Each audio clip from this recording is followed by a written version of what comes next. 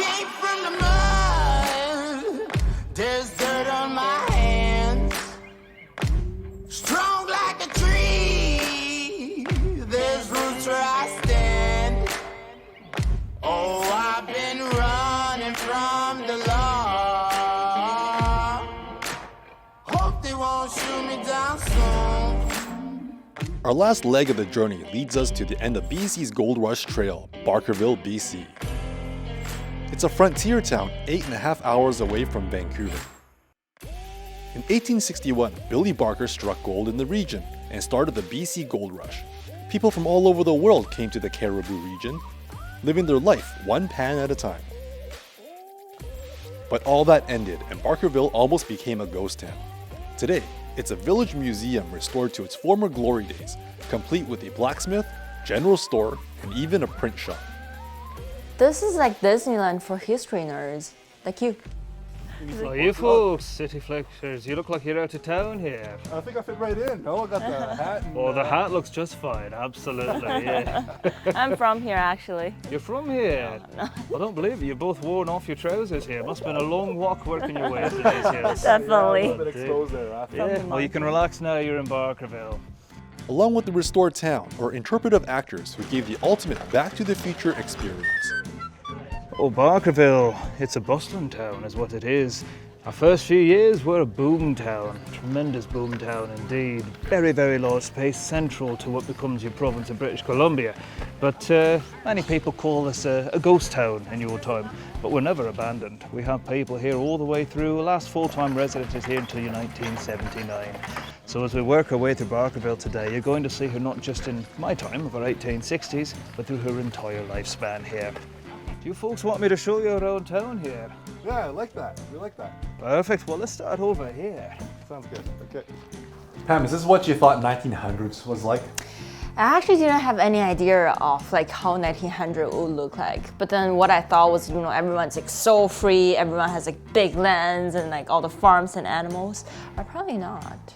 An interpreter and role basically means that we are aware of the past, we're aware of our present, and we're aware of the future as well. Mr. Goldsworthy, aka Brandon Bailey, is an actor in real life, and he's amongst the youngest of interpretive actors at Barkerville. Practice being in present tense all the time.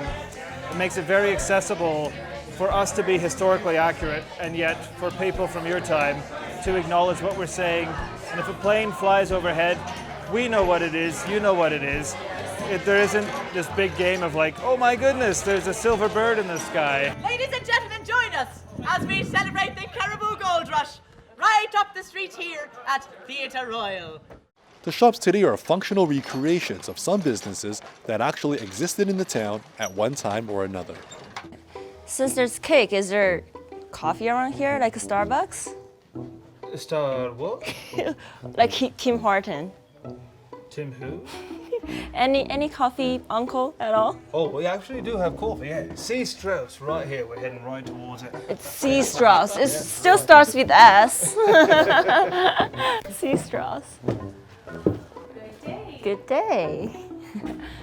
For you. The shop was so cool. And I have just coffee. So you'd come to a shop like this to get all of your supplies.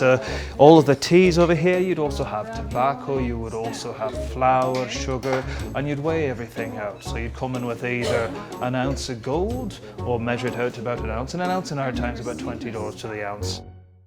Wilson, I'm going to need everybody in the photograph to stand absolutely still. Stand still for how long? 7 minutes.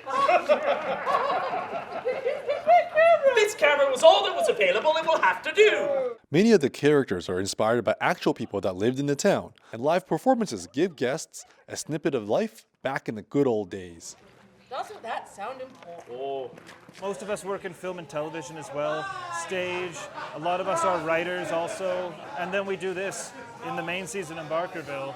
So we get to hone our chops in a number of different ways, which is really exciting. There we are. If you look around us here, particularly up and to your left, you're going to see flags from all around the globe. We call this the Valley of the Flag. So we're part of the first truly global migrations where people are traveling from all corners of the globe to the same place at the same time to try and strike it rich. So we're actually right here in this valley an international hub. This is very much a global experience. I think it's human nature to, chase for the money, even if it's far away. For example, in Shanghai, some of the districts, it even feels like you're in New York. And I actually have another kind of silly question. So since there's no silly questions with you. Since there's Chinatown everywhere, is there anything like a Chinatown or a China building in Barkerville? Well, now that you mention it, absolutely. There's a Chinatown in Barkerville. A building or actually Chinatown? More than a building, there's a whole section of town. It's actually where we enter Barkerville, and that is our proper Chinatown. Well, what I learned from the textbooks is because we knew that Chinese people came here for the railway, for this and that. But to be honest, having a Chinatown there for the Chinese people, that's not something I expected at all. So right now, we're walking into our Chinatown. This is the southern side of Barkerville, and this is primarily where most of our Chinese residents are. But we do have Occidental residents on this side and Chinese residents on the other side as well. In fact, at least half of the town used to be Chinese at one time. Many Chinese gold miners came from San Francisco or Old Gold Mountain in the 1860s. With them, they also brought their own fraternity, the Chinese Freemasons, or Hongmen. Historically, the Hongmen's goal in China was to rebel and overthrow the occupying Manchurian-led Qing dynasty. Oh no! But in North America, their secret society became a benevolent association, giving support and salvation to the Chinese workers, acting as a de facto government for law and order within the group. So in order to prove that you were part of the Freemasons, they actually have a special teacup matrix that you have to prove. And one of the ways to prove it is to put your teacups to show that you are actually a Hongmen. Wow. Yeah. Out of all 124 sites in Barkerville, the Chinese Freemasons building is the only one designated as the Canadian National Heritage Site, and it's one of the oldest buildings in Barkerville. I feel that inside the Chinese Freemasons building was something out of the movies. You have this gambling area, you have this place where people smoked opium, and everywhere was tiny though.